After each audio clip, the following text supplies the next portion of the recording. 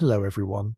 Tonight we look up at the moon, so quiet, so still, and ask a question most never dare to speak aloud. What if the moon isn't just a lifeless rock, but something more, something that has been watching us all along? So set your pillow and blanket, make yourself comfortable, and get ready to dive into the mysterious world of lunar secrets, ancient whispers, and the possibility that we're not the only ones watching. Before we start, if you genuinely like my work, please like and subscribe to my channel and tell me in the comments where are you from and what time is it while you're watching this video. I'd love to know. In the quiet stillness of night, when the world slows down and the stars begin to twinkle above, there is one object in the sky that captures our attention more than any other. The moon, ever present, ever silent, glowing gently above us like a guardian in the sky. Its soft light touches our rooftops, our trees, our oceans, and even our dreams. We see it every night, yet we know so little about it. For thousands of years, humans have looked up at that glowing orb and wondered, what secrets does it hold? The moon has always been a source of fascination, of mystery, and of awe. Its surface, marked by craters and shadows, seems still and lifeless. But what if it's not? What if behind the silence, beneath the surface, something exists? Something ancient, something intelligent, something watching? Long before the first telescope pointed toward the heavens, ancient civilizations spoke of the moon with reverence and fear. The Sumerians, among the oldest known cultures, believed the moon was a place where gods resided. In their myths, the moon was not just a light in the sky, but a realm of divine power, home to beings who shaped the fate of humankind. In Africa, some Dogon tribes told stories of visitors from the moon, beings who came down from the sky bringing knowledge, wisdom, and warnings. The Chinese spoke of the moon goddess Chang'e, living far from the world of men, hidden in silver shadows. The Greeks believed in Selene, the divine personification of the moon, riding her chariot across the night sky. In each of these stories, the moon was more than just a rock. It was a home, a domain, a destination. And then, in the 20th century, we finally went there. The Apollo missions, launched with hope and pride, marked humanity's first steps on the lunar surface. But among the triumphs and cheers, there were whispers, strange whispers. Some astronauts reported hearing odd sounds, strange music, low hums and static that couldn't be explained by equipment. There were also long gaps in the recorded transmissions, minutes of missing audio, silent patches in the official logs. What was being said during those moments? What was being seen? Buzz Aldrin, the second man to walk on the moon, once spoke cryptically of a light that followed their module. NASA brushed it off as space debris, but others weren't so sure. Some believed the astronauts encountered something they weren't allowed to talk about. But if the moon is so mysterious, why haven't we gone back? After the early missions, the idea of returning to the moon faded, funding was cut, interest dropped, and just like that, humanity turned its gaze elsewhere. But was it really disinterest, or was it something else? Some believe we were warned, that when we arrived, we were greeted not with hostility, but with a quiet, firm message: don't come back. And so we did instead. Instead, we began to study from afar. Satellites, telescopes, remote sensors, all capturing images, scanning terrain. And in those images, something strange began to appear. Some craters didn't look natural.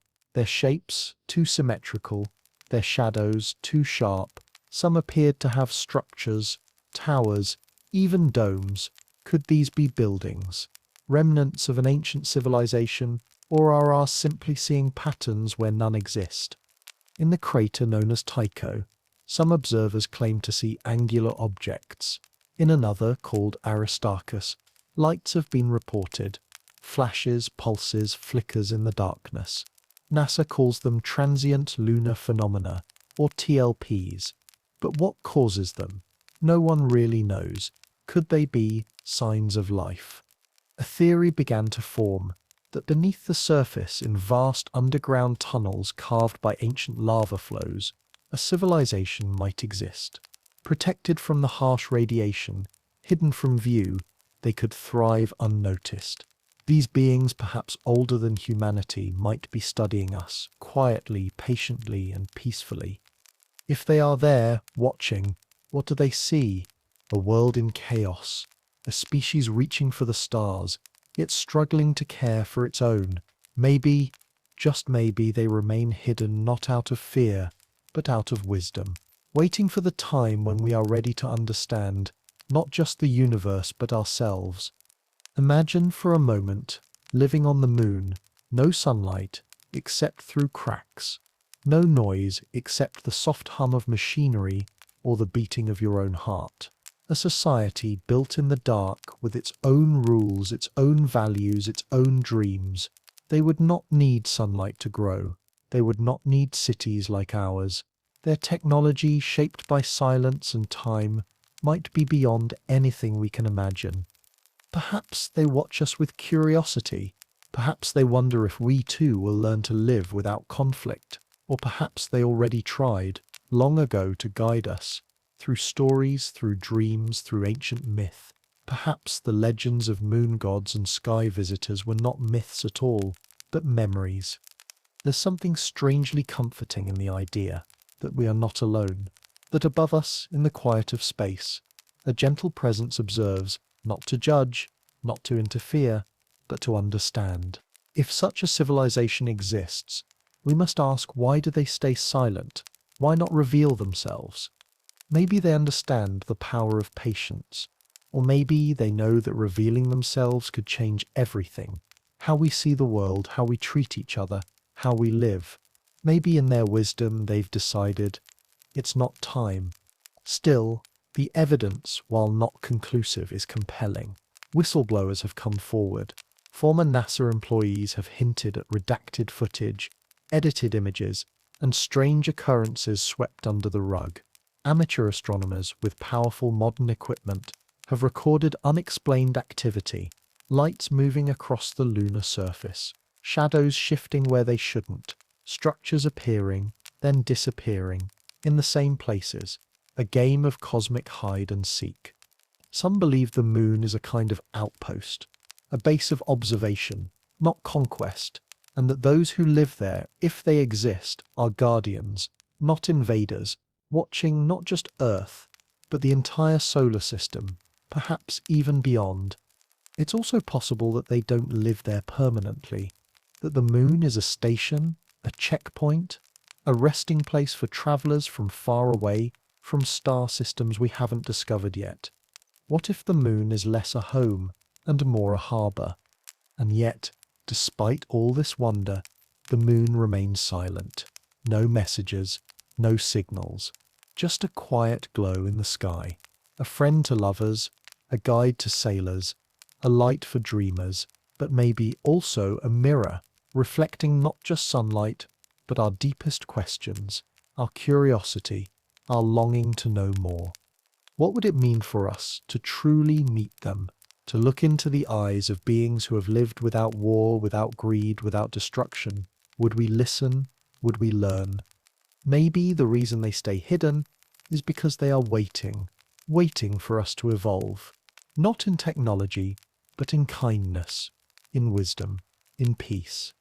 And if that day comes, if the watchers of the moon step into the light, what a moment that would be.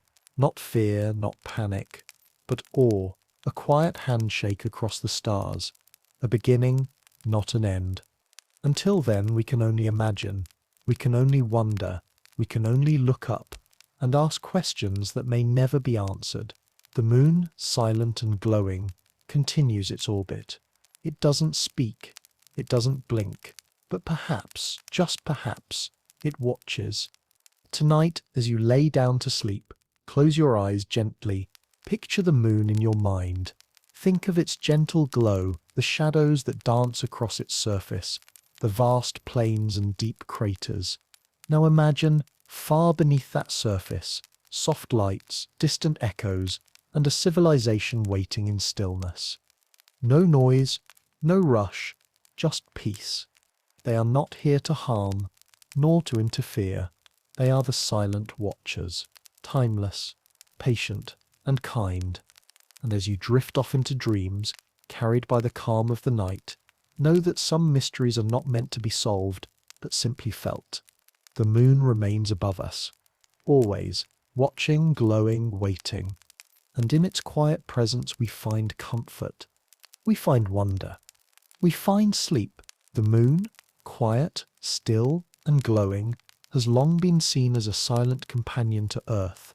It drifts slowly through our sky, night after night, casting its pale silver light across the oceans, the forests, the rooftops, and the dreams of those who look up and wonder. To many, it is just a satellite, a lifeless ball of dust and stone. But to others, it is something more, something older, stranger, and far more mysterious than we've ever been told. What if the moon, rather than being empty, holds a secret? What if, beneath its rocky surface, a hidden world exists, one that nobody dares to talk about? For centuries, people have felt drawn to the moon. Artists painted it, poets wrote about it, lovers gazed at it, and yet some ancient records hint at something deeper, something forgotten. Scrolls found in ancient temples, myths whispered from one generation to the next, stories carved into stone, all tell of strange beings who lived among the stars. In some traditions they came from the moon itself, descending in beams of light, bringing knowledge, warnings and gifts. The Zulu of South Africa believed the moon was brought here, dragged through the sky by ancient beings. In China, stories spoke of immortal moon dwellers, and in Sumerian texts, one can find references to a bright, hollow object placed in the heavens by gods. These weren't mere stories to those who told them. They were memories, beliefs, warnings passed down through time. What if these tales weren't mythology, but distant echoes of truth? In the modern age, we sent astronauts to the moon. The most famous, of course, was Apollo 11, the first mission to land humans on its surface. Millions watched as Neil Armstrong took that historic step, as Buzz Aldrin followed behind him, and as humanity made contact with another world for the first time. But not everything was broadcast. There were moments, entire minutes, when the transmission went silent. The official reason: technical difficulties, static, interference. But some insiders, including former NASA employees, later claimed that during those missing minutes, something unexpected happened, something strange. According to whispers, Armstrong and Aldrin saw something on the rim of a nearby crater. Not a rock, not a shadow, but something structured, something that looked built. Some say they described it as a row of lights, others as metallic towers. Whatever it was enough to cause radio silence and hushed voices back on Earth. After the mission, those questions were never answered. In fact, they were never even allowed to be asked again. As the years passed, the curiosity only grew, and with it, new theories emerged.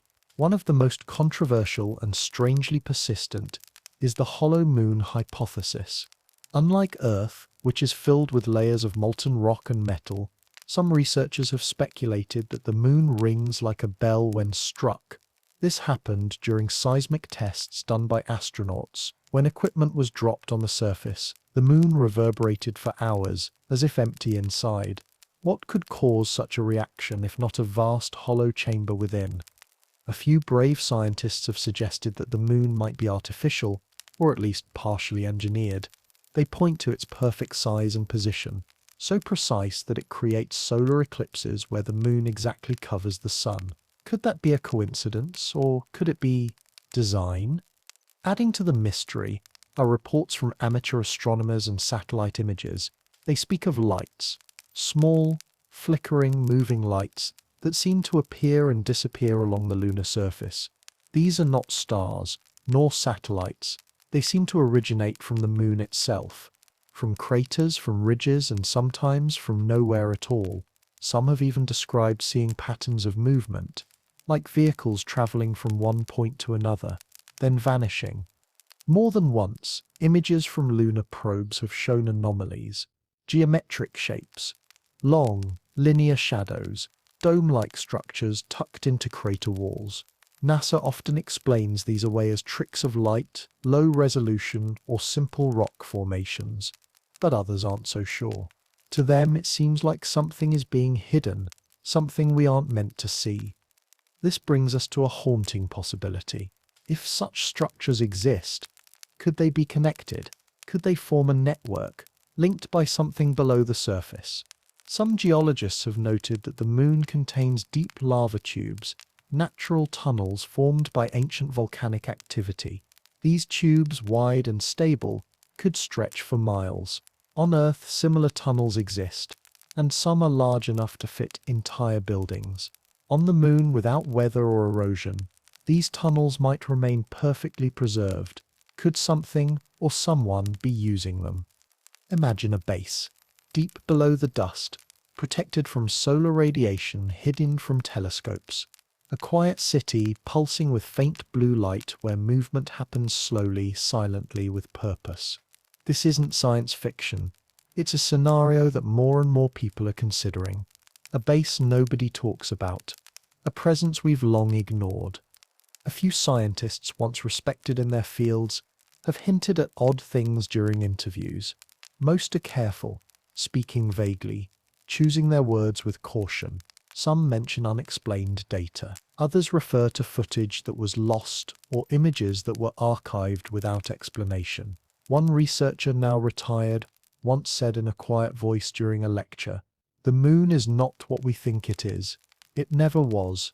If something truly is there, the question becomes, how have they stayed hidden for so long?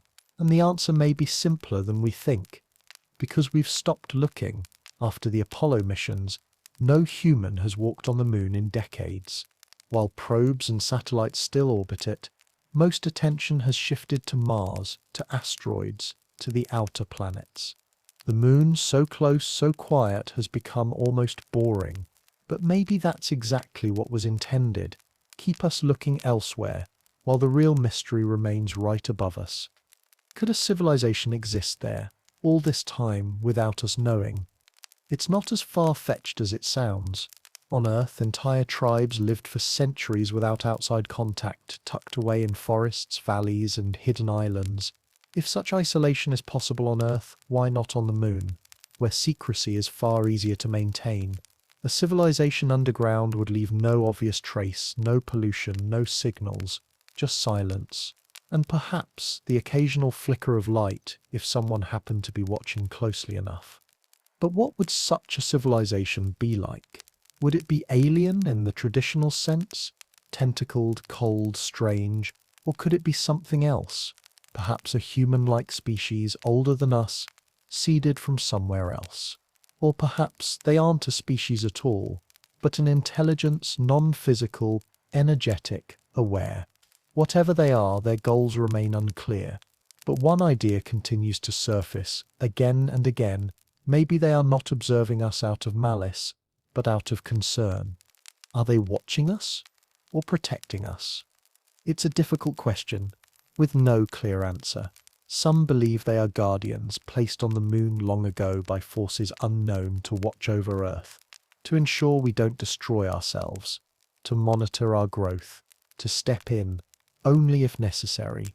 Others think they are explorers, scientists watching us with curiosity, as we would watch ants in a colony, studying, learning, documenting. And some believe they are us, a lost branch of humanity, survivors of a forgotten age, refugees from a dying world, who built a sanctuary in the sky. They watch, not as outsiders, but as relatives, waiting for us to reach a point where we can remember who we are, and where we came from. Whatever the truth may be, it remains hidden. The moon does not speak. It does not reveal. It only glows, quietly, softly, endlessly, a light in the darkness, a mystery in the sky. And maybe that's how it should be. Perhaps in some deep ancient part of our minds, we already know the truth. Maybe that's why the moon has always drawn us. Why children gaze at it with wide eyes, why storytellers speak of it with wonder. Something inside us recognizes it, not just as a satellite, but as something sacred, something living, something watching. As you lie down now and feel your breath slow, your eyes softening, your body growing still, picture the moon, high above, surrounded by stars, silent, glowing. Imagine the surface, dusty and cold. Then imagine beneath it, a world unseen. Lights flickering gently in the dark, figures moving slowly. A presence, ancient and kind, watching not to harm but to protect. They are not distant. They are not cruel. They are simply waiting. Waiting for us to understand. Waiting for us to ask the right questions. Waiting for us to listen. And as you drift into sleep, let that thought comfort you that even in the vast silence of space, we are not alone. We never were. There are eyes above us, minds far older than our own, hearts that beat in rhythms we cannot hear, but can somehow feel. They mean no harm. They bring no fear. Only mystery. Only wonder. And so the moon remains what it has always been, a gentle guardian, a keeper of secrets, a home for truths not yet ready to be spoken. And maybe, just maybe, when the time is right, it will open its doors and show us what lies within. Until then, rest, breathe, dream. Let your mind wander through the craters and valleys. Let your thoughts drift down the hidden tunnels, and let your spirit touch the ancient stones of the moon base nobody talks about. Because perhaps, while you sleep, they are listening, and they are smiling. Night falls slowly, wrapping the world in a quiet softness. The sky deepens, the stars begin to twinkle, and the familiar silver face of the moon rises into view. It glows gently above us, silent, still, watching. For most of us, the moon is a comfort, a constant, a distant friend in the night. But sometimes, as we stare up into its glow, questions begin to stir. Quiet questions, strange questions.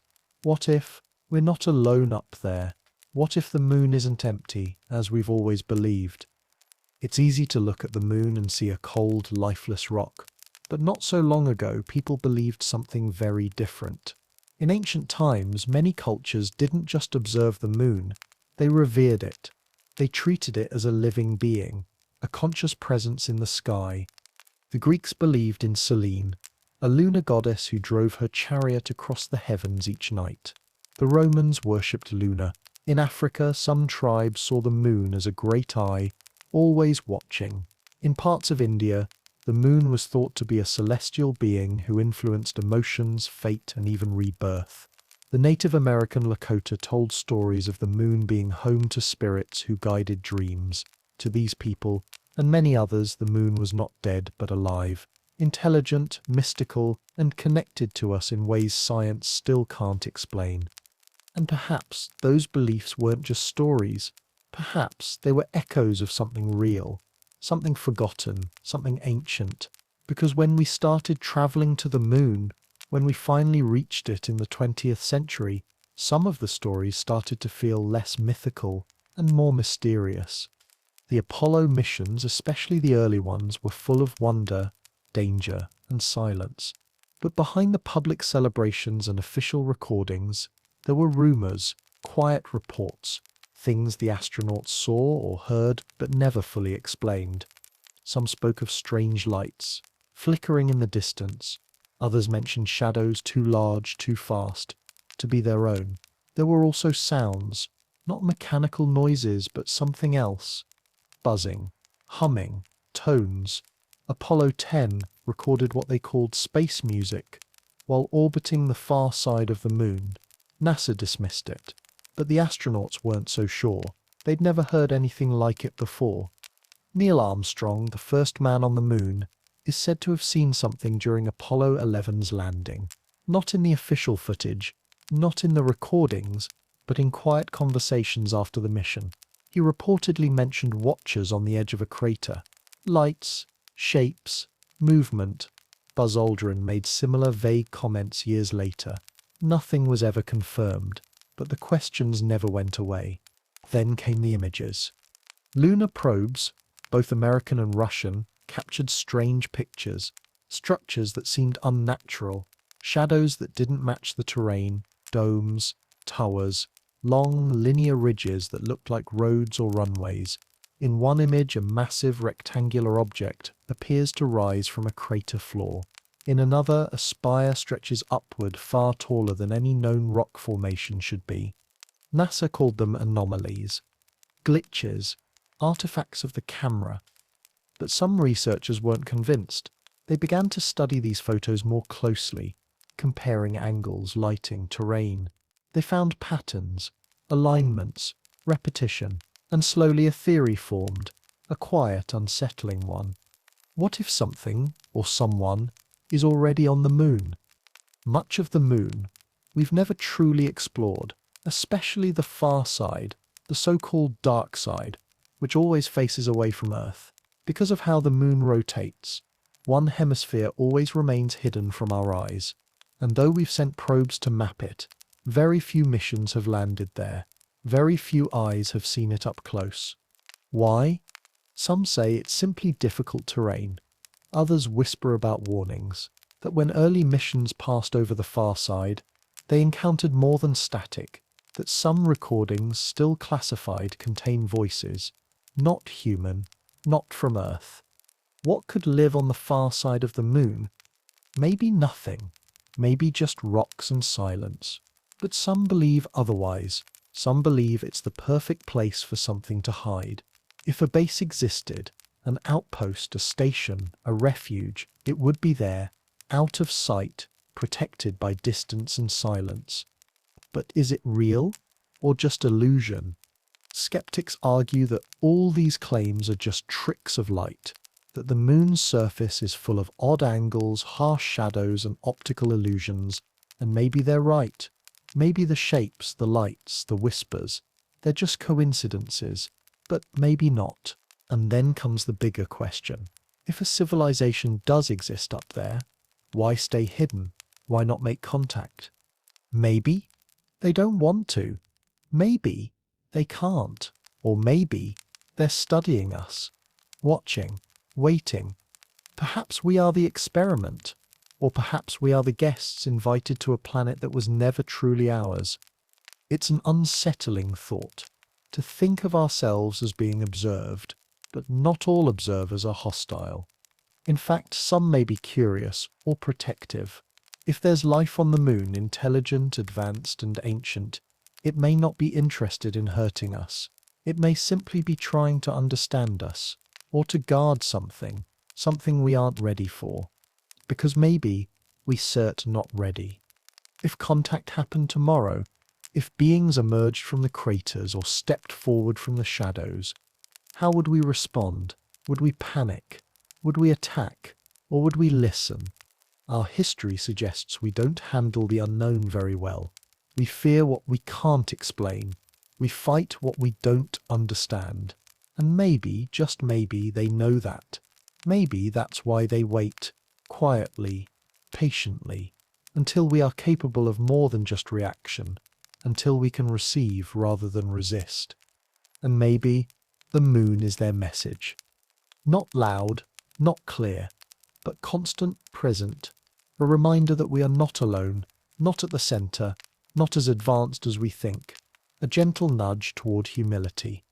We often think of space as empty, but emptiness doesn't mean lifeless. Silence doesn't mean absence. The moon may be quiet, but that doesn't mean it's alone. Its silence might be deliberate. Its mystery might be protection. Imagine for a moment, deep within the moon, a city hidden beneath rock, shielded by time. Lights flicker softly, beings move slowly. Technology, far beyond ours, hums quietly. They watch the stars, they watch Earth, and they wait. They do not interfere. They do not invade. They simply exist. They remember. They observe. Maybe they sip, always been there. Maybe we were never meant to know. Not yet. And so the moon remains as it is, unchanged, undisturbed, a presence in the night, a companion to our planet, a mystery to our minds. When we look up, we see craters, shadows and light, but perhaps they see us too. Our cities glowing beneath clouds, our rockets launching skyward, our questions rising one by one into the stars. And maybe, just maybe, they're answering in their own way, not with words, but with silence, not with signs, but with patience. There's something comforting in that. The idea that we're not alone, that we're being watched, not out of danger, but out of care, that somewhere high above, beyond the atmosphere, a presence lingers, quiet, ancient and kind. We may never know the truth. Not fully, not clearly, but that's okay. Because mystery has its place. Wonder has value. And the moon, silent, beautiful, eternal, continues to shine, asking no questions, giving no answers, just being. As you breathe in, slowly, gently, feel the calm settle around you. Let your mind drift to the moon. Picture its glowing surface, its craters bathed in light, its shadows deep and endless. Let yourself imagine the unknown. Let yourself wonder. And now, close your eyes. Let the questions fade. Let the stars grow soft. Because somewhere out there, if we're not alone, then perhaps we're being loved from afar. And for now, that is enough. Sleep peacefully. The moon is watching. Look up. Tonight, when the sky is dark and the world has quieted, the moon, glowing softly, waits patiently in the night sky, just as it always has. Its light touches rooftops, forests, oceans, and wandering thoughts. It's a steady companion, a silver witness to our world. And yet, for all its beauty, for all its familiarity, the moon holds something else, something older, something hidden, something forgotten. For thousands of years, humans have stared at the moon in wonder. We have followed its phases, shaped our calendars by its rhythms, and told stories by its glow. It has guided travelers, inspired poets, and comforted lovers. Ancient temples were built in its honor. Rituals were performed beneath its light. Civilizations far apart spoke of it as if they knew something we didn't, something about its past, or perhaps something about what lies within. In Sumerian legends, the moon was placed in the sky by beings from another world. In Egyptian myth, the moon god Thoth held the secrets of knowledge and time. The Mayans believed in a goddess who lived in the moon and watched over their fate. Again and again, through ages and across continents, the moon was more than a stone in space. It was a presence, alive, watching. And then, in the 20th century, we went there. Or, we thought we did. In 1969, Neil Armstrong stepped onto the lunar surface, his voice crackling through radios back on Earth. One small step for man, but what came next was less clear. While the public watched the broadcast, something else may have been happening behind the scenes. Something the world wasn't meant to see. There are stories, quiet ones, that suggest some footage from those missions was never released. Entire reels, missing, minutes of silence, unexplained, static on the audio. Astronauts seen gesturing to something off camera, then going still. The official version says it was technical difficulty, but some believe it was something more, something that couldn't be shown. Whispers from inside NASA have surfaced over the decades. Testimonies from engineers, radio operators, archivists, people who say that some transmissions were scrambled on purpose, that certain photos were never sent to the press, that entire recordings were stored away, locked, sealed, forgotten, at least publicly. Why? There is a theory, a quiet one, never confirmed, always dismissed, that during one of the early missions something was discovered. Not a rock, not a crater, not a shadow, but a structure. Something built, something ancient. Imagine a crater, wide and deep, like many others on the moon, but within it, walls, angles, geometry that doesn't belong to nature. Perhaps a tower now fallen, or a dome partially buried. A door, long sealed. The astronauts wouldn't have known what to think. The scientists back on Earth might have panicked, and the officials, they may have chosen to stay silent. The public, after all, wasn't set ready. But as technology improved, and more probes were sent, more images began to surface.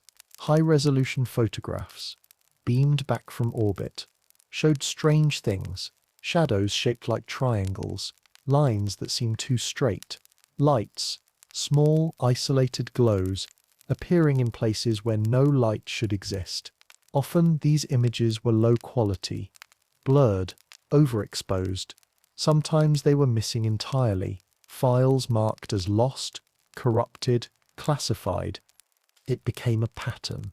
In photo after photo, some areas seemed intentionally unclear, cropped, darkened, erased, as if some detail was being hidden.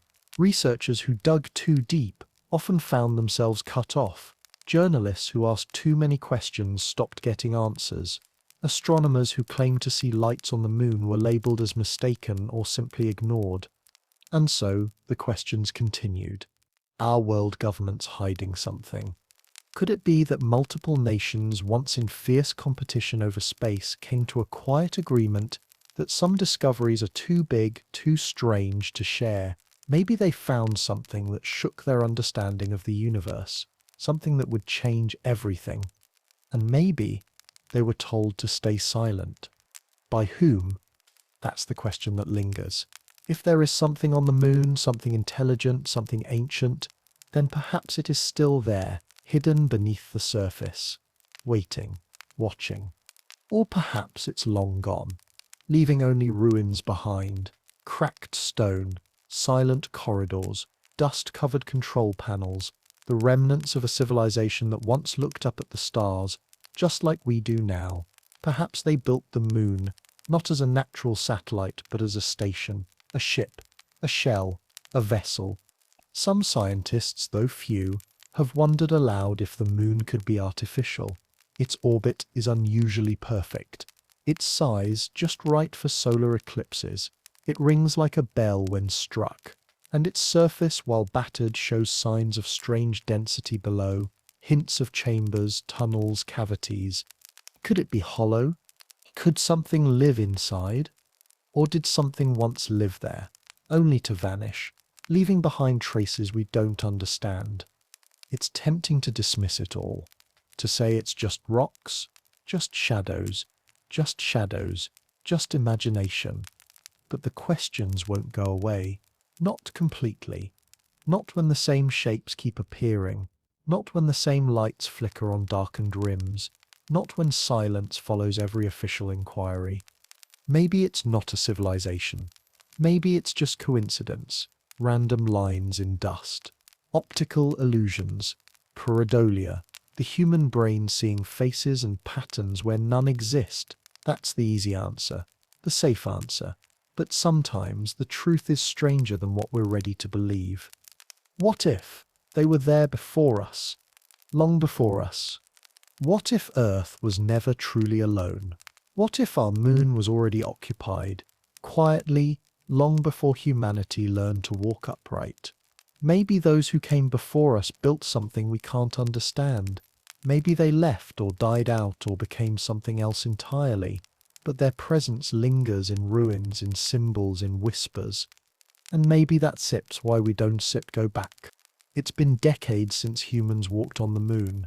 Plans are often announced, then delayed, then forgotten.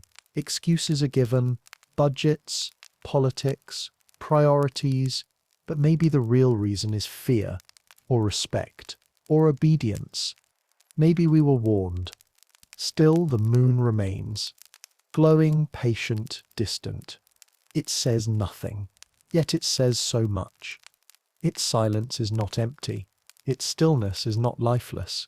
It holds the weight of time, the weight of secrets, the echoes of something beyond our grasp, whether it's the graveyard of a forgotten species, or the resting place of alien technology, or simply a mirror for our own fears and hopes.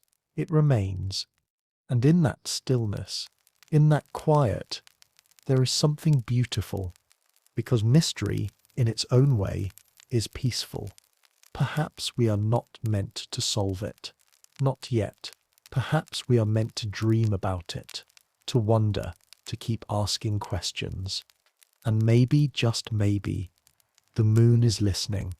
As you breathe gently now, as your body relaxes and your thoughts soften, imagine the moon above you, not just as a light in the sky, but as a doorway, a story, a guardian of ancient knowledge.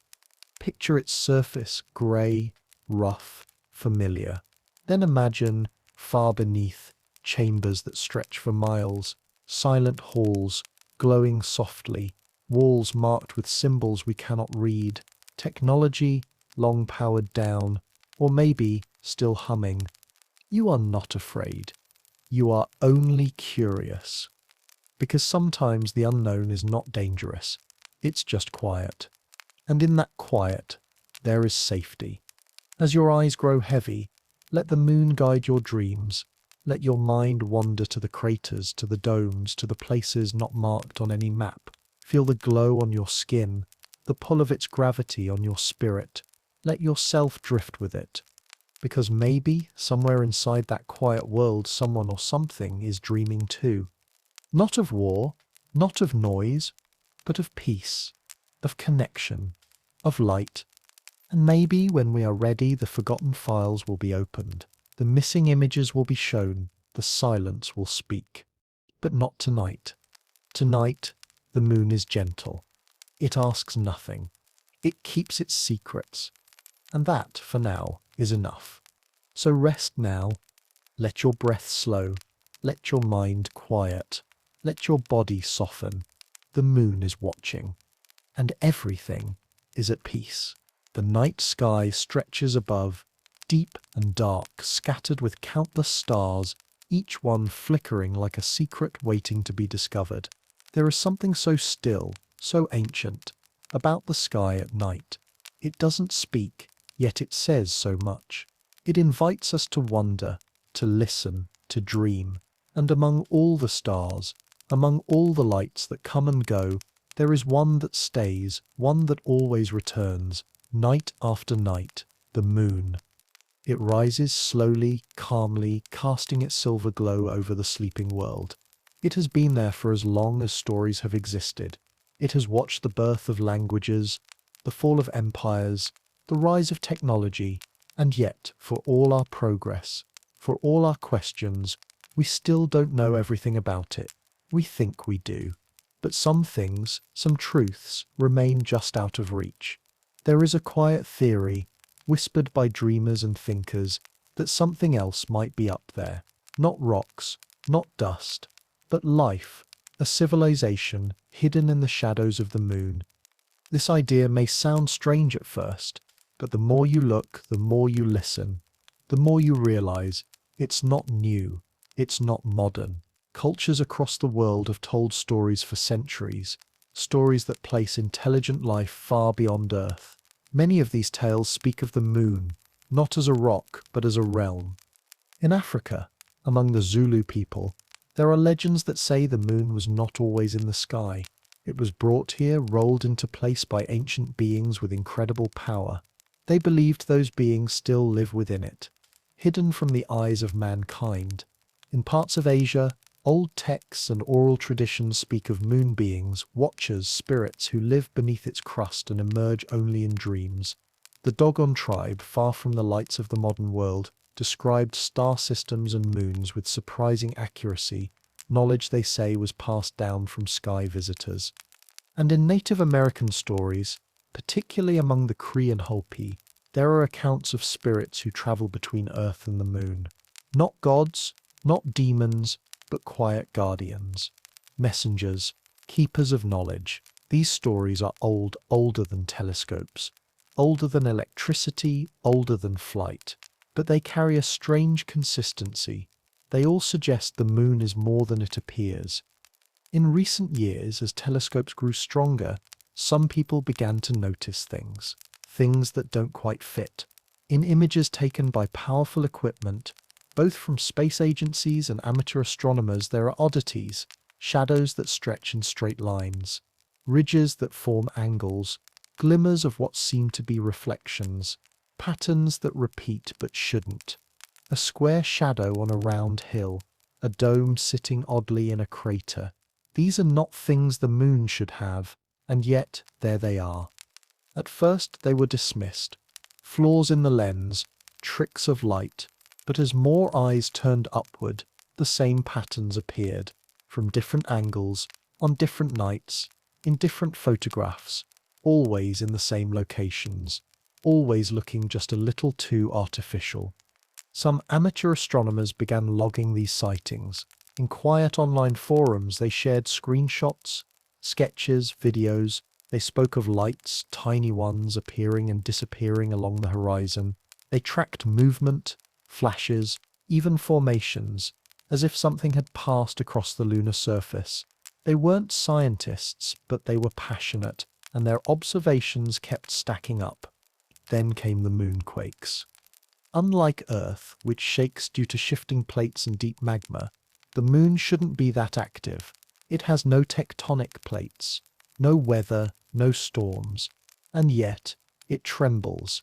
Seismometers placed by Apollo missions picked up tremors, some small, some sharp. These quakes, sometimes lasting for 10 minutes or more, puzzled researchers. They weren't natural, not entirely. Something was moving, something was shifting, something perhaps was alive.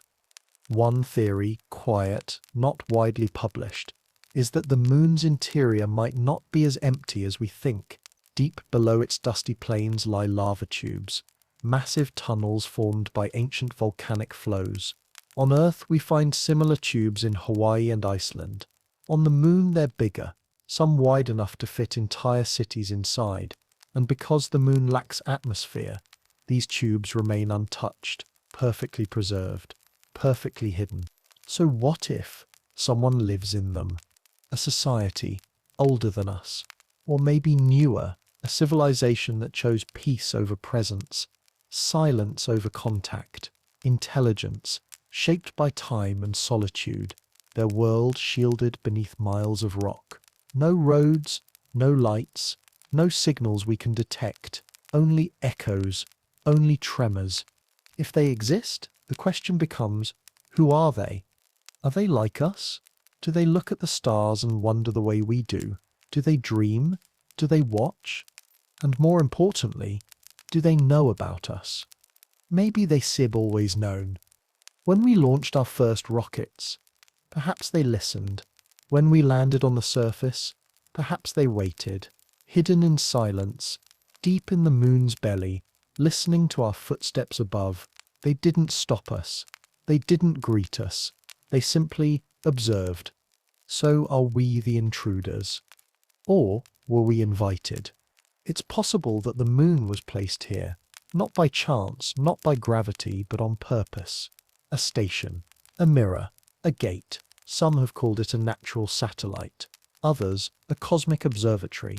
But a few, just a few, have dared to ask, what if it's a monitoring device? A quiet place to watch Earth, not to interfere, not to rule, but to understand. A listening post, positioned perfectly, always facing us. That would explain the silence, the absence of contact, the strange hesitations in space exploration. We haven't returned to the moon in decades. Missions are planned, cancelled, delayed. Technology exists, motivation exists, but something holds us back. Perhaps it's politics, perhaps it's fear, or perhaps it sips respect. What if we were told, not in words but in feeling, not to come too close, not yet? What if that silence is not emptiness but permission, permission to look, to wonder, but not to touch, not until we're ready? There's a certain peace in that idea, that not all knowledge is meant to be shared, that some truths must be earned, not given, that a civilization, older and wiser, chose patience over pride, chose peace over power, because maybe they see what we struggle to. Maybe they've watched us long enough to know our fears, our divisions, our restlessness, and maybe they wait for something different, a sign that we've changed, that we've grown, that we are ready to see, not just with our eyes, but with understanding. So, they stay quiet. Not because they must, but because they choose to. As you breathe now, slowly, softly, let that thought settle. Let the moon return to your mind. Picture it in the sky, still and glowing. Behind that light, behind the dust, imagine something living, not strange, not frightening, but familiar in a way you can't explain. They are not here to harm. They do not shout. They do not send signals. They are quiet, gentle, hidden in the shadows because that is where wisdom lives. You don't need to see them to know they are there. You only need to feel. And now, as your eyes begin to close, let the night wrap around you. Let the stars fade into softness. Let your breath grow slow and warm, because above you the moon watches, not with judgment, not with fear, but with kindness. Perhaps they are like us. Perhaps they are waiting. Perhaps one day we shall meet. But for now, this is enough. The silence, the mystery, the glow, it will guide your dreams. And everything for tonight is calm. The moon has always been with us, quietly drifting through the night sky, just beyond reach, yet always present. Its silver glow has been a companion to every generation, every language, every story told under the stars. Unlike the ever-shifting clouds or the distant blinking stars, the moon feels solid, reliable, ancient. It's more than a rock, more than a satellite. It is a witness, watching over Earth's quiet moments, standing guard through wars, celebrations, births and endings. And still, with all our technology, with all our science, we don't know everything about it. In fact, the more we look, the more questions begin to rise, quiet, mysterious questions about what may be hidden beneath the surface. What if the moon isn't just a ball of dust and craters? What if, deep beneath that cold grey shell, something more waits, silent, buried but never gone? Some believe that a civilization may exist below the lunar surface, not one of fantasy or fiction, but of real, intelligent life. A society older than ours, shaped by a different world, built in a place where light never touches. We imagine life needing sun, needing water, needing earth-like air, but perhaps there are forms of life that adapted differently. Creatures who call darkness home, who thrive beneath rock and silence. Not hiding but living, evolving, watching. The idea may seem strange, but it's not new. In fact, it's been whispered in scientific circles for decades. One of the most curious theories, one that refuses to disappear, is the hollow moon hypothesis. It suggests that the moon, rather than being solid, may have vast chambers inside, perhaps not completely hollow, but filled with caverns, tunnels, even artificial structures. This theory took root when early seismometers were placed on the surface during the Apollo missions. When the astronauts triggered small explosions or dropped heavy equipment, the moon rang, not for seconds but for minutes. In one case over an hour, like a bell, as if something inside was amplifying the vibrations. Scientists were puzzled. Solid rock doesn't behave this way. But instead of exploring further, the questions slowly faded. The results were documented, then quietly placed in folders. The idea was too strange, too difficult to explain, so it was set aside, but not forgotten.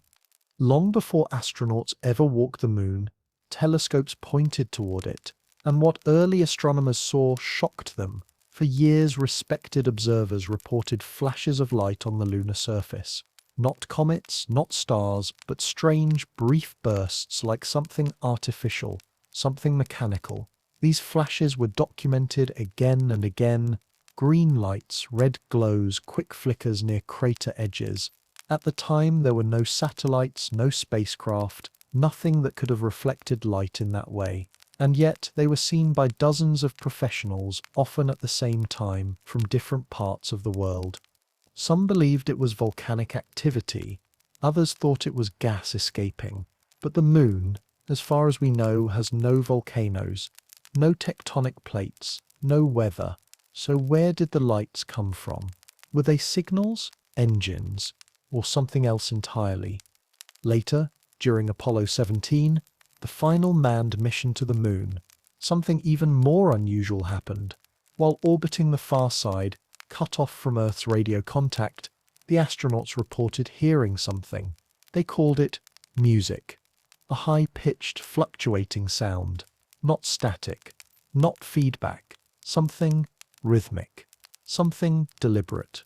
The tapes were stored for decades, eventually declassified, and still, the explanation remains unclear. Was it interference? Was it something natural?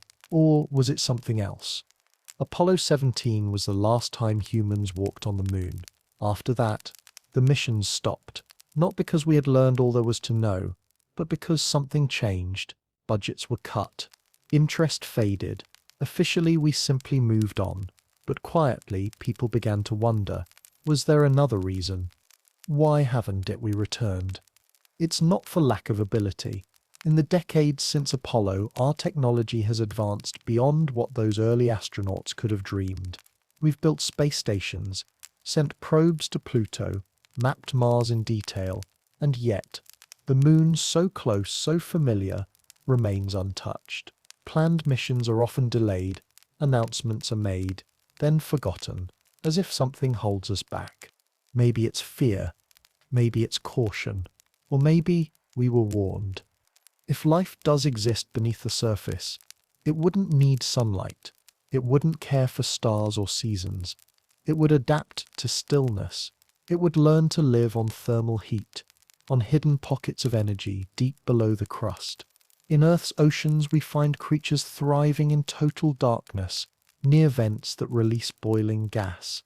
They have no eyes, no colors, no need for light. They survive, even flourish, in conditions once thought impossible. If life can do that here, why not on the moon? Imagine a network of tunnels, stretching for miles beneath the lunar crust. Caverns shaped not by nature, but by hands. Walls smoothed by machines. Rooms filled with ancient air. Long recycled, not empty, not lifeless, but organized. Efficient, advanced. Energy might come from sources we haven't yet discovered. Crystals, magnetics, deep core reactors. Their technology may not be loud or bright.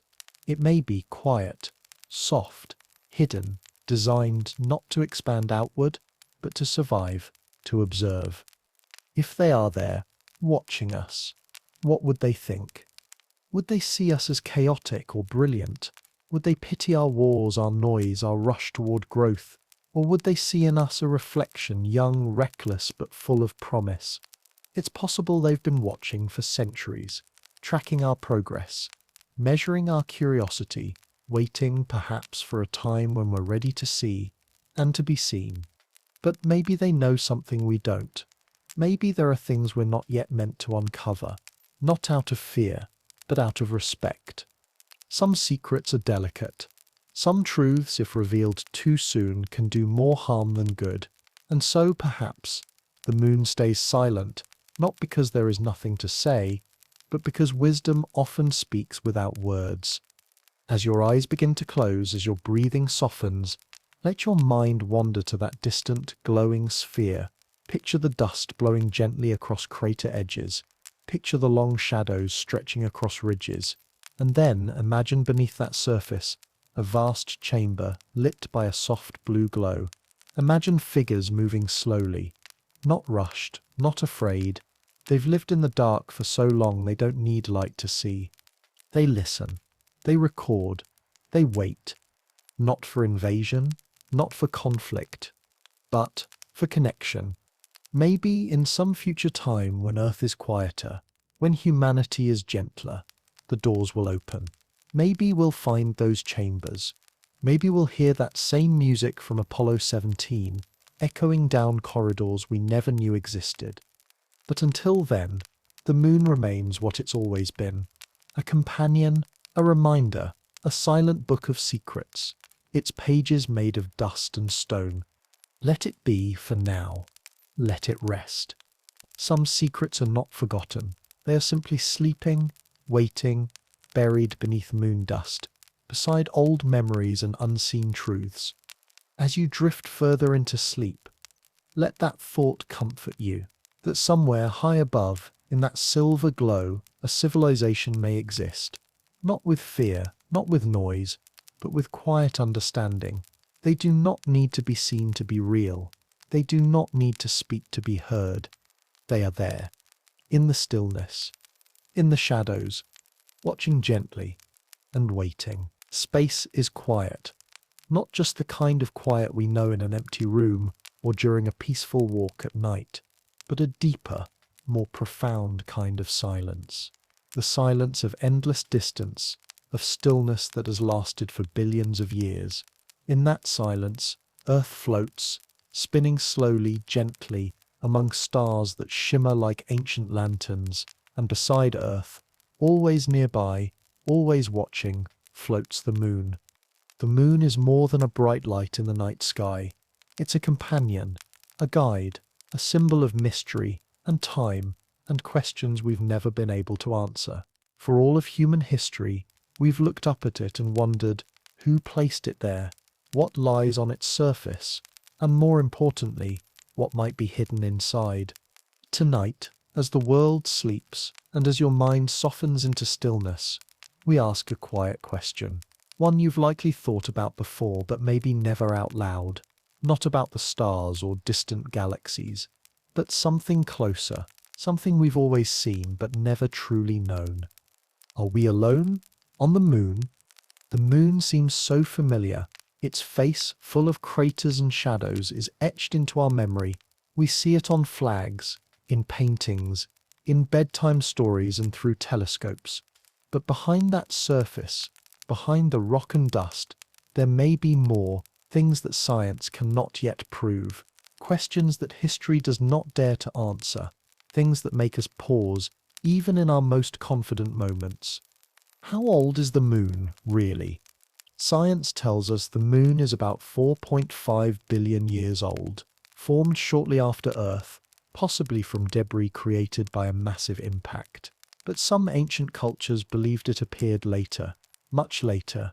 The Zulu people of Africa told stories of a time before the moon.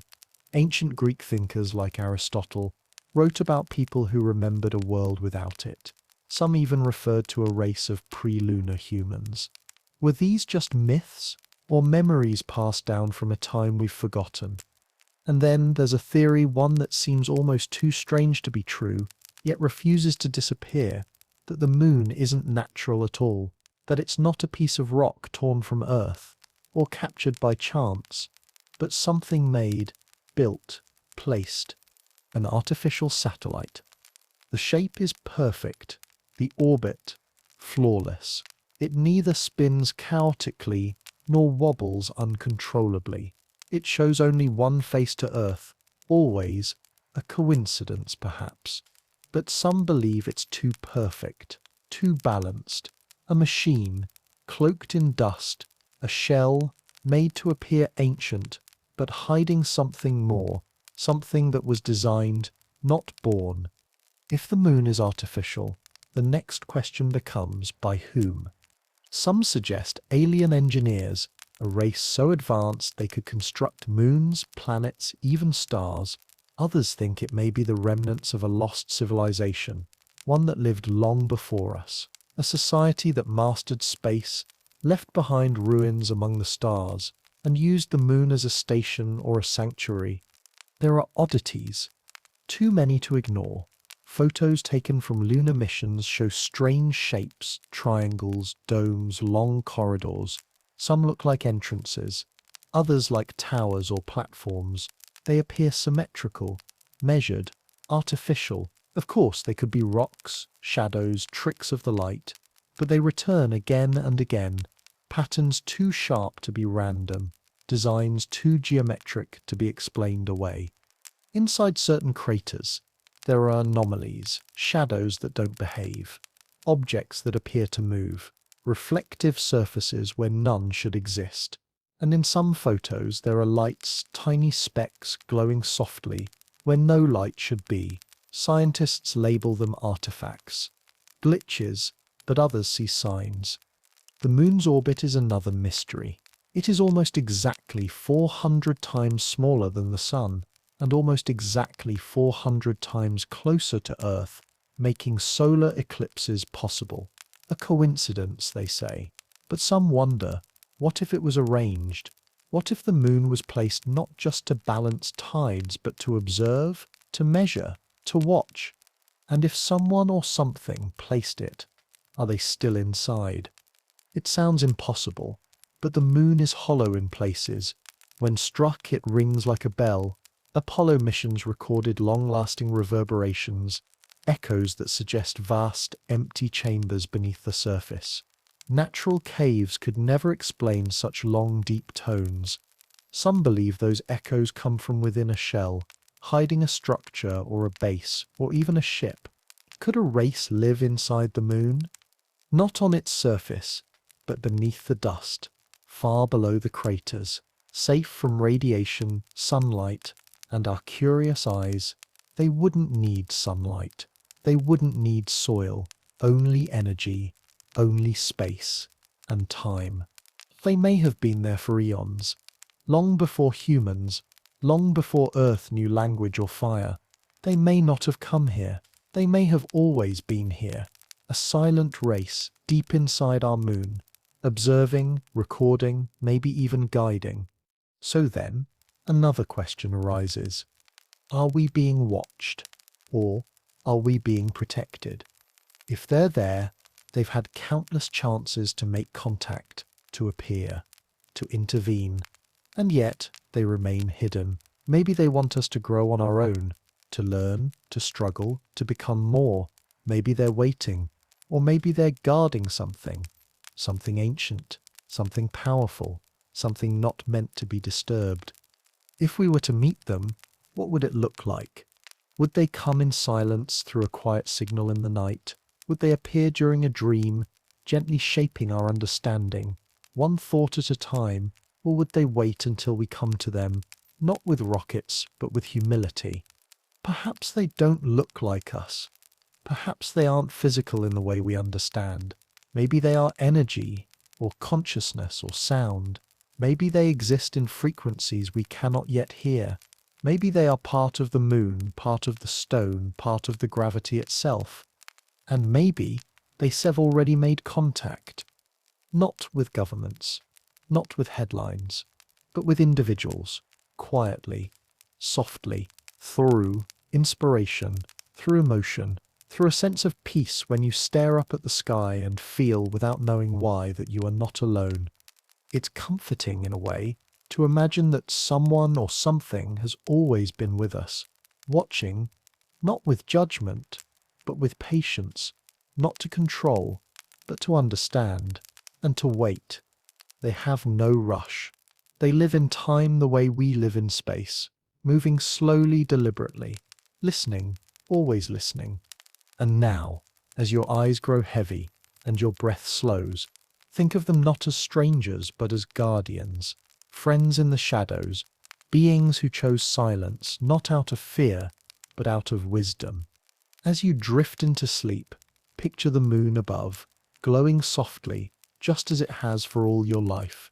Its light touches oceans, forests, cities, and you, inside, maybe, deep inside, lights still shine, quiet machines hum, ancient minds rest, and they wait. Not for conquest, not for fear, but for understanding. Some truths are not meant to shake us, but to soothe us. Some mysteries are not puzzles to be solved, but stories to be held gently. Not everything must be explained. Some things, like the moon, are beautiful simply because they are. So let it be. Let the moon be mysterious. Let it be strange. Let it be silent. And let that silence comfort you. You are not alone. You never were. Sleep gently, beneath their eternal watch. They are still there. And they always will be. The moon hangs quietly in the sky, bathed in soft silver, glowing over a sleeping world. Its light falls gently on rooftops, forests, oceans, and mountains. The wind slows. The night breathes. Above, the stars shimmer in scattered patterns, ancient and still. And there, just off to the side of Earth's view, the moon floats silently, glowing, always watching, never speaking. It feels peaceful, timeless, familiar, and yet behind that comforting glow, there are whispers, soft, ancient whispers, of things we do not see, things that may live in the silence, things that have always been there. Picture the surface of the moon on a quiet night. No wind, no sound, just the crunch of ancient dust beneath invisible feet. The shadows stretch long and deep, untouched by Earth's warmth. In this silence, where no birds fly, where no rivers flow, there may be more than we've been told. The moon may not be as empty as we think. Some say it's alive with watchers, beings that live not on the surface but deep within, hidden, quiet, invisible, the moon's true inhabitants. For thousands of years, humans have given the moon meaning, in ancient traditions, in forgotten rituals, in myths passed down by firelight. The moon has never been just a rock in the sky. To many, it was a spirit, a goddess, a guardian, a messenger. In Hindu mythology, it was Chandra, gentle and glowing. In Chinese tales, the moon housed the goddess Chandra, living in solitude, watching the earth below. Native American tribes spoke of the moon as a silent protector, carrying messages between the earth and the stars. To the ancient Greeks and Romans, the moon was divine, influencing tides, emotions, and fate. But what if those stories weren't just symbolic? What if they came from somewhere real, from knowledge passed down, not imagined, but remembered, from a time when someone or something truly lived there? In recent decades, strange things have been seen on the moon. Photographs taken by early telescopes and later by lunar missions showed odd structures. One of the most discussed is the so-called Tower on the Moon, a tall, shadow-casting form seen near the crater Euclid, stretching upward far higher than any natural rock formation should. The shadows it cast didn't match the terrain. Its shape was too straight, too clean, too sharp. NASA dismissed it, said it was just an illusion. But the photos remain. Elsewhere, people have spotted what look like domes, perfect curves half buried in dust, geometric patterns that do not belong in nature, lines, ridges, squares. Some say they look like cities, long abandoned, or stations, or entrances. But entrances to what? Some whistleblowers, former employees of space agencies, military officials, technicians, have come forward over the years, quietly, anonymously. They speak of secret missions, of photos that were never released, of astronauts who saw something but were told to say nothing, of tapes that were edited, footage that was blurred, and audio that was replaced with silence. There are rumors of missions that were never announced, craft that orbited the moon but were never named, astronauts who were trained then never seen again, whispers of encounters, warnings, instructions to look but not to land, to listen but not to speak. Astronomers too have changed. In the early 1900s, scientists watched the moon constantly.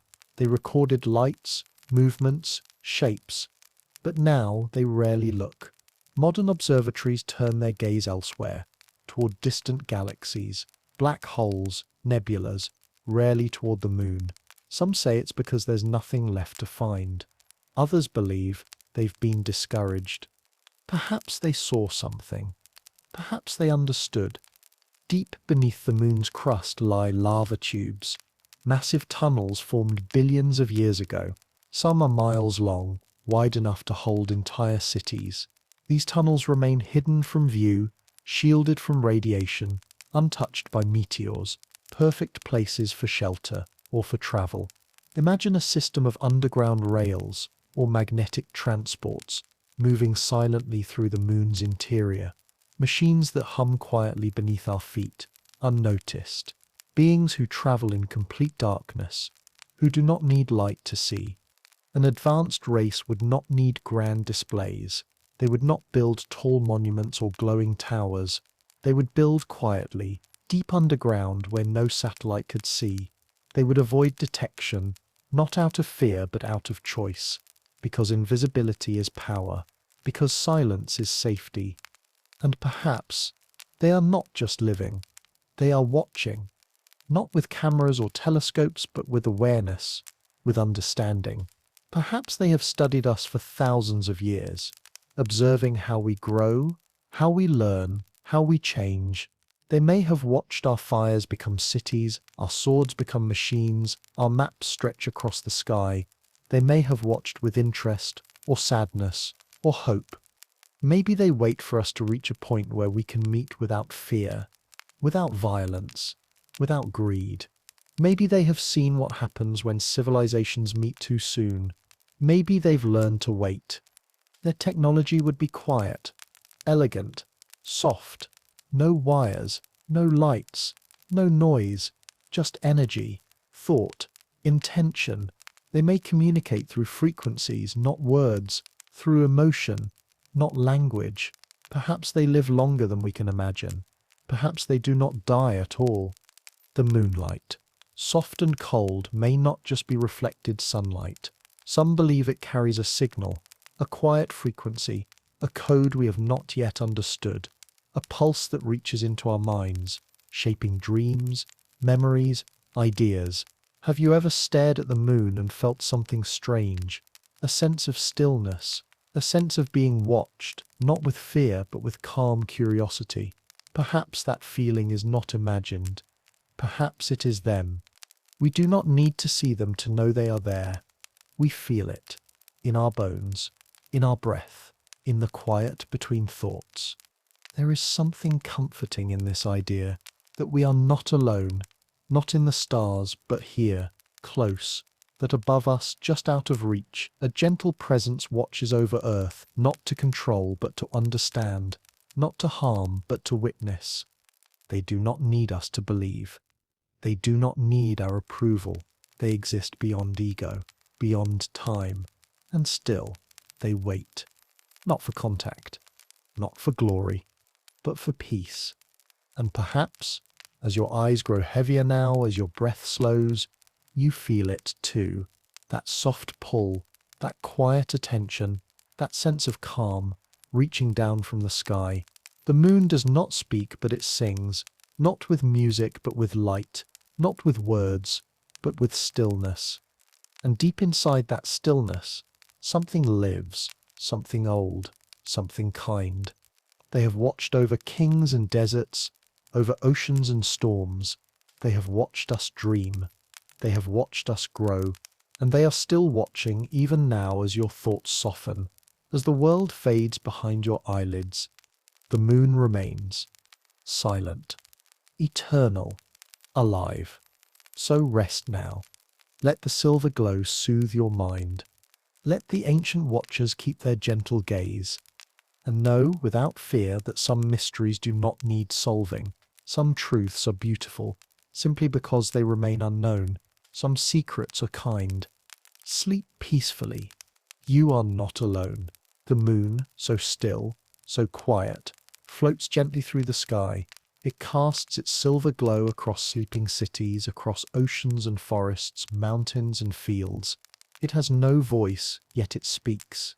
It has no expression, yet it watches. It is always there, never changing its face, never turning its back.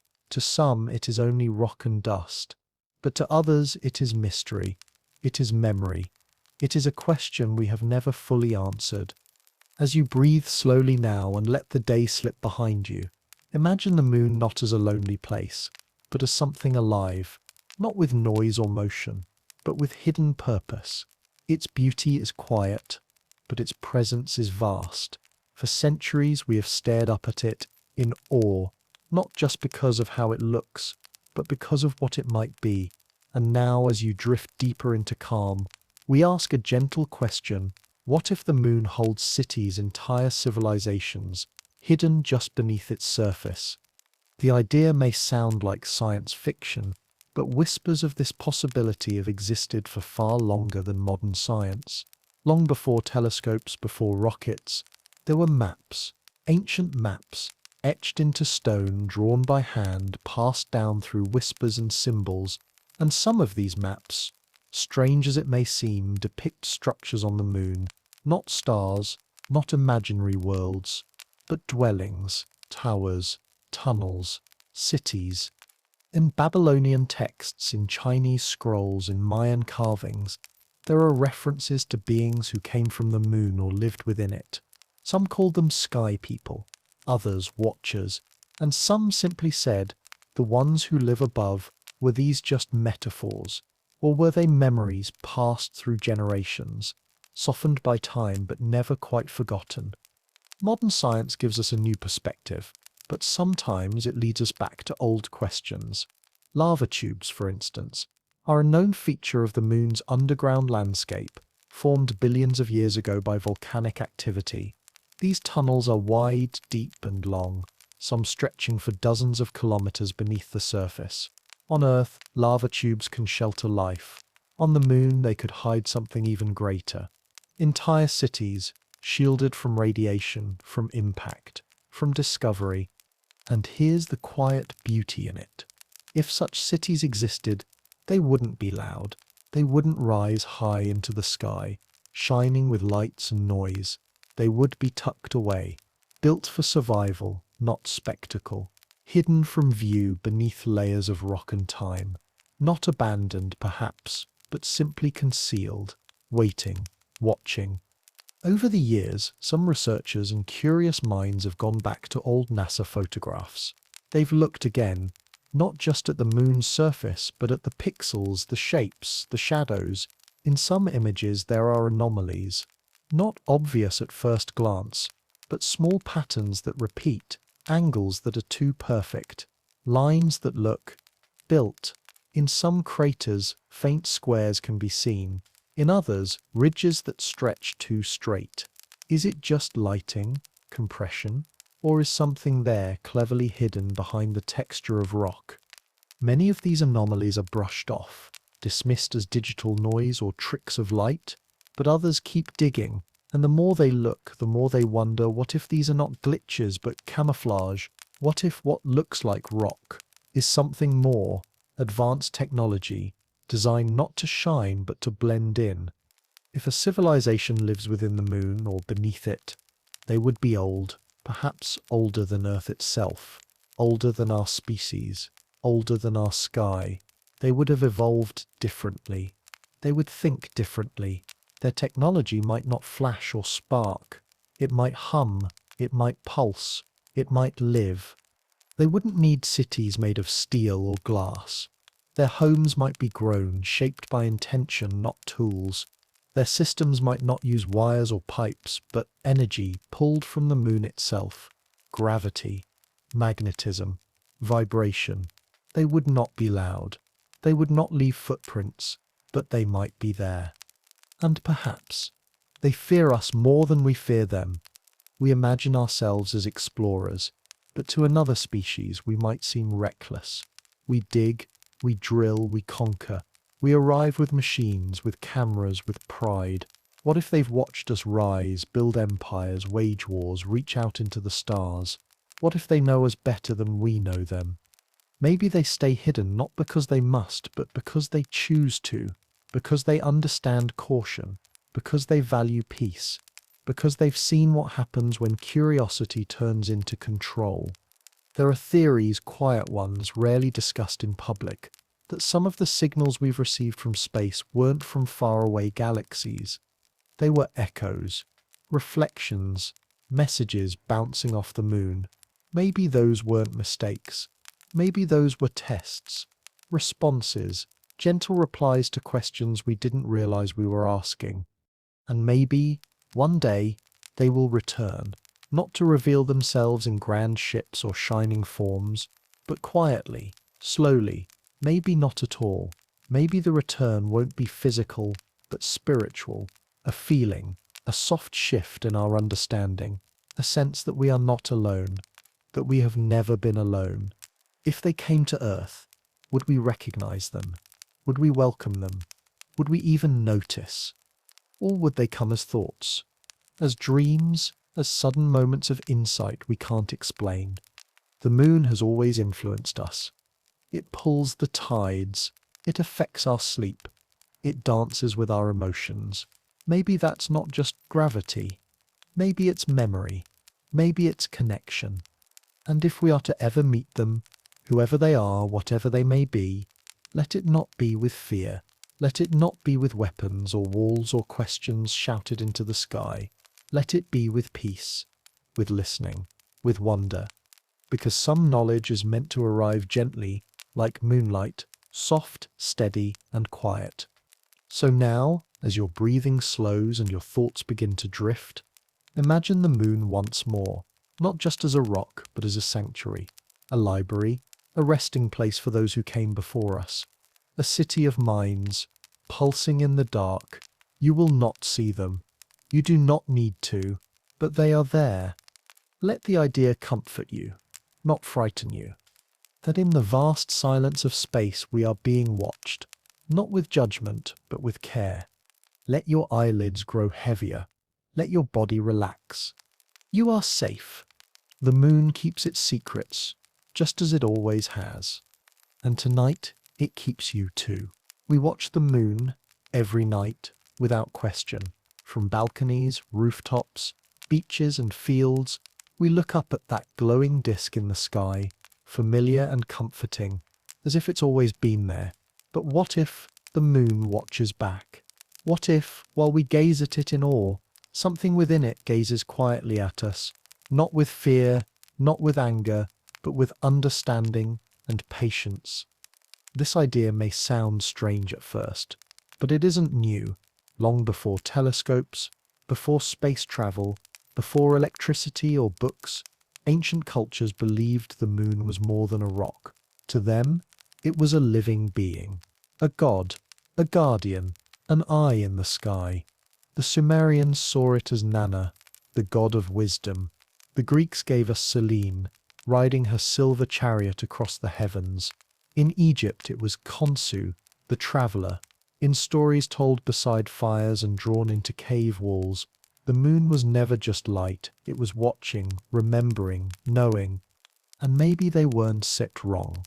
Throughout history there have been strange things, odd lights, sudden flashes, glowing pulses that appear for just a moment and vanish into the lunar dark.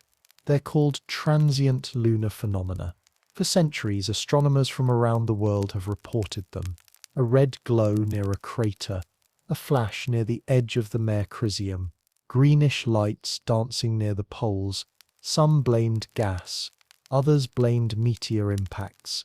But the moon has no atmosphere, no tectonic activity, so what causes the light? What if those weren't set natural events? What if they were signals? As you breathe slowly now, let your mind wander gently across that soft, glowing landscape. Imagine that below its surface, beyond the dust and craters, something exists, something that does not want to be seen, but that has always been there.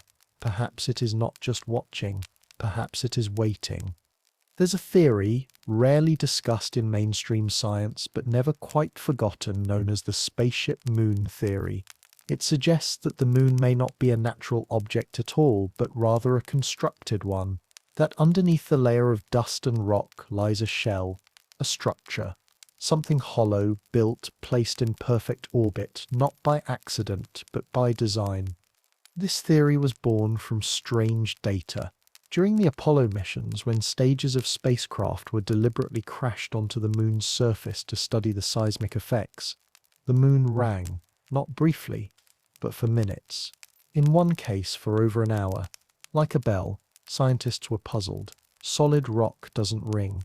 It absorbs shock, but this wasn't absorption. This was resonance, as if inside something large and hollow was vibrating. And then there are the Cold War era documents, quiet files, declassified reports, fragments of information scattered across time from both the American and Soviet space programs.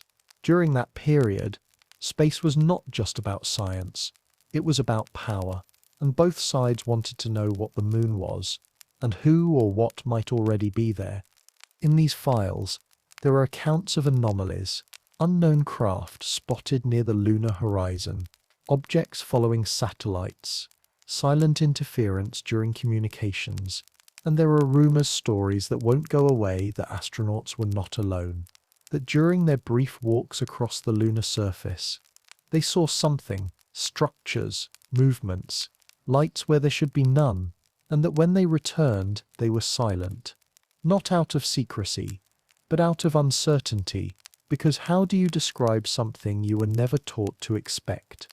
Some believe we awakened something during those landings, that our arrival, like a knock on a long-closed door, stirred a presence that had remained quiet for millennia. Not angry, not startled, but aware, watching, adjusting. After all, we haven't returned in over 50 years. Technology has only improved. Interest has come and gone, but missions are delayed, cancelled, abandoned, always just out of reach, as if something unseen, unspoken holds us back. And what of the moon's dark side, the far side, the one we never see, the one hidden from Earth by the moon's perfect synchronized rotation? That region remains largely unexplored, and yet some of the most curious photographs have come from there. Geometric patterns, shadows that stretch too far, objects that cast angles instead of curves. Some claim to see towers, others see doors.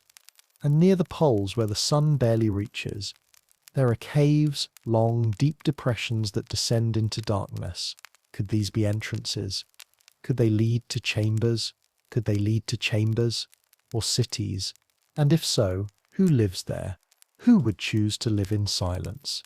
To remain hidden from every telescope, every mission, every dream of colonization? Perhaps beings who have no interest in fame. Perhaps they have evolved far beyond the need to conquer or consume. Perhaps they live not in conflict, but in balance, in understanding, in observation. They might be older than us by millions of years. They might not speak or move or even appear as life does here on Earth. Their technology could be based on thought, on sound, on intention. Their structures might respond to emotion, not command. Their ships might be invisible to light, tuned to frequencies we haven't yet discovered. And maybe they don't live on the moon. Maybe they are the moon. Not creatures inside it, but a consciousness that is it. A planetary mind. A system of intelligence far different from our own. And it watches. Quietly, gently. Without interruption. Not to harm, not to rule, but to witness. And if they are watching, perhaps they are also learning. Perhaps they study us the way we study the stars. Perhaps they wait to understand before they choose to speak. Maybe they've seen our wars, our inventions, our questions, our kindness, and they wonder who we are becoming. What could they teach us if we listened? Not through language, but through awareness, through energy, through silence. They might teach us patience, stillness, the power of existing without the need to always grow, always expand, always consume. They might remind us that watching is just as important as acting. That understanding begins in quiet. That wisdom lives not in what we say, but in what we choose not to. And now, as your eyes grow heavier and your breath becomes slower, let yourself imagine that connection. The one we've always felt but never truly named. The moon is not just a companion, it's a mirror. It reflects not only light, but something deeper. It reflects our questions, our fears, our hopes, and it keeps them safe in the silence of space. Close your eyes now. Let the silver light fill your thoughts, just for a moment. Let go of needing to know. Let go of needing answers. Some mysteries are not meant to be solved. Some are meant to be held, to be wondered, to be dreamed. The moon watches, and it always has.